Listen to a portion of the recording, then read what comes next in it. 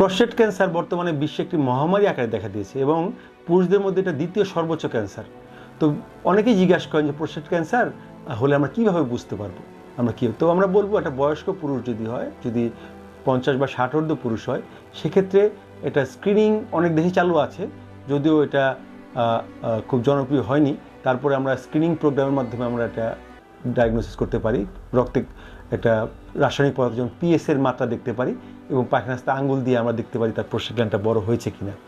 আর সত্যি কথা বলতে অনেক সময়ই ক্যান্সারগুলো থাকে অ্যাসিমটোমেটিক, অর্থাৎ কোনো উপসর্গ থাকে না এবং এটা কিন্তু একটা নীরব ঘাতক। অনেক সময় দেখা যায় খুব প্রস্রাবে একটু জ্বালাপোড়া করা, প্রস্রাব একটু দীর্ঘইতে হওয়া, প্রস্রাব বারবার হওয়া, প্রস্রাব আটকে যেতে পারে।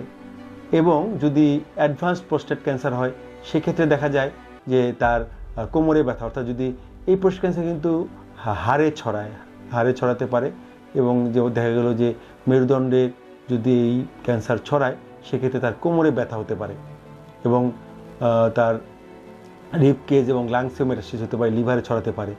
অনেক সময় দেখা যায় যে যদি বেশি বড় প্রস্টেট ক্যান্সার ছড়িয়ে তার কিডনির নালীকে যদি বন্ধ করে দেয় সেক্ষেত্রে রেনাল ফেলিউর, কিডনি ফুলে যায়, রেনাল ফেলিউর নিয়ে আসতে পারে। এবং যদি এই ক্যান্সার বড় হয়ে দুদিকে যদি লিমফেটিক অবস্ট্রাকশন করে দেয় সেক্ষেত্রে লিমফিডেম অর্থাৎ পা ফুলা নিয়েও আসতে পারে। কাজে এটা বিভিন্ন ধরনের উপসর্গই দেখা দিতে পারে। যদি এই ধরনের কোনো উপসর্গ হয়, বা আমি বলবো যে 50 ঊর্ধ্ব পুরুষদের ক্ষেত্রে অবশ্যই একটা হেলথ স্ক্রিনিংয়ের মাধ্যমে তার এই রোগ আছে কি না বোঝার জন্য ইউরোলজিস্টের শরণাপন্ন হওয়া উচিত।